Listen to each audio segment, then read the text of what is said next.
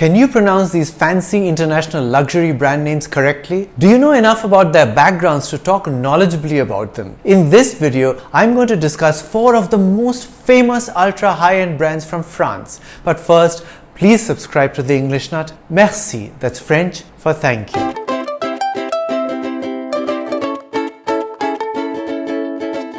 Whether or not you're in the market to buy luxury brands, it's always good to be able to drop the names in casual conversation at a party to appear like a man or woman of the world. But it would backfire if you got the pronunciation wrong. So here are 4 of the world's top luxury brands with pronunciation tips and interesting facts about their heritage. The French seem to have almost a monopoly on iconic luxury brands, particularly from the world of fashion and lifestyle. Perhaps because there's been a great emphasis on style and high living in their culture, and the upper classes have had the wealth to match. So it's no coincidence that all the brands in this video are French, making it a lesson in French pronunciation as well.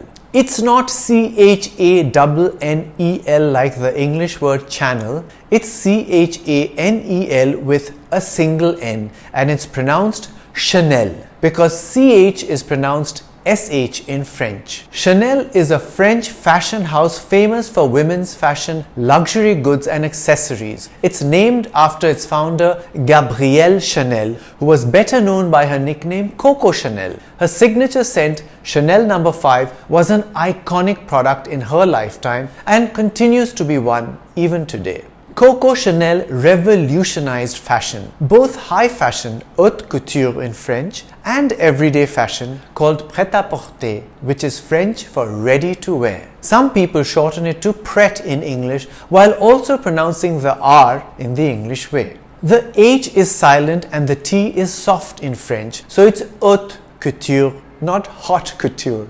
Also, you don't pronounce the last letters of words as per French rules, but you would pronounce the preceding T and R respectively in haute and couture. The sound of the R in French is somewhere between the R and H of English, or you could think of it as a softer version of the Kh sound in Urdu, like in khair or khabar. Of course, it's acceptable to pronounce it like the normal English R, but you'll sound super sophisticated or pretentious if you use the French pronunciation. Coming back to Coco Chanel, she was the only fashion designer on Time magazine's list of the 100 most influential people of the 20th century. And the brand name Chanel has carried her legacy forward successfully into the 21st century. Coming up later, Louis Vuitton, a brand almost everyone's heard of. But first, let's talk about champagne. Champagne with a silent G is that bottled, bubbly drink that people open to celebrate a victory. You often see videos of victorious racing car drivers, for example,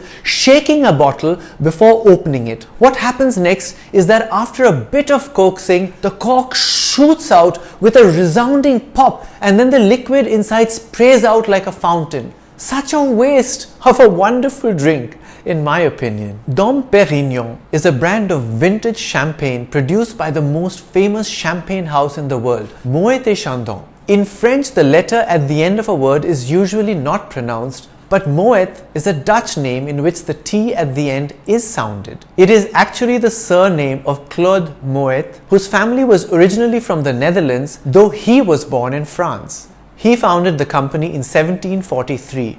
Chandon was later added on when a man with this surname married into the family and joined the business. One more thing, ET pronounced A is the French word for and. Hence, Moët Chandon is the proper French way of saying it. However, you may also choose to call it Moët and Chandon. By the way, this symbol is called an ampersand. It represents the word and. Moët Chandon's signature premium champagne is named after Dom Pierre Pérignon, a Benedictine monk who was a pioneer of superior champagne.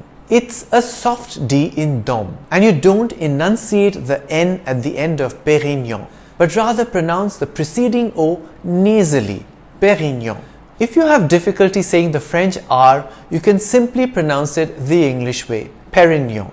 Dom Pierre Perignon was a cellar master at a Benedictine abbey in northeastern France. Although he did not actually discover the champagne method which produces this unique sparkling wine, he pioneered a number of winemaking techniques. He perfected the art of producing clear white wines from black grapes by cleverly manipulating the presses. He also introduced corks instead of wood to seal the bottles.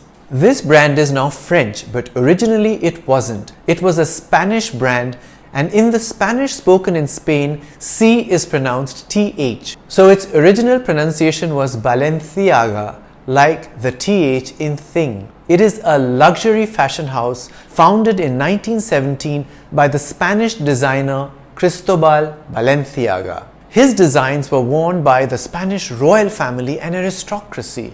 But the Spanish Civil War from 1936 to 1939 forced him to shut shop and relocate to Paris in 1937. The brand is now owned by a French multinational company, so you don't have to struggle with the Spanish pronunciation Balenciaga anymore. Louis Vuitton is one of the world's leading fashion houses. The S is silent in the first name Louis, and just as in Dom Perignon, you don't pronounce the N at the end as a distinct letter. Instead, you pronounce the preceding O with a nasal sound, Louis Vuitton. But if you prefer, you can pronounce it the English way, which is Louis Vuitton. This French fashion house and luxury goods company was founded in 1854 by a man called, you guessed it, Louis Vuitton. His LV monogram appears on its products, ranging from luxury luggage, handbags, jewelry to sunglasses and more. Some people simply refer to the brand as LV to avoid tripping up on the pronunciation of this French name. The full form of the company name is Louis Vuitton Maltier. Maltier is the French word for luggage maker. There you have it, 4 luxury brand names from France, or 5 if you count Moët Chandon, the parent company of Dom Perignon, as a brand in its own right. Do write the luxury brand names you would like me to cover in the future below. Before you go, please subscribe to my channel, not Chanel, on YouTube, and hit the bell icon too. And if you enjoy my content, I request you to get at least one friend to subscribe today. I'm the English Nut.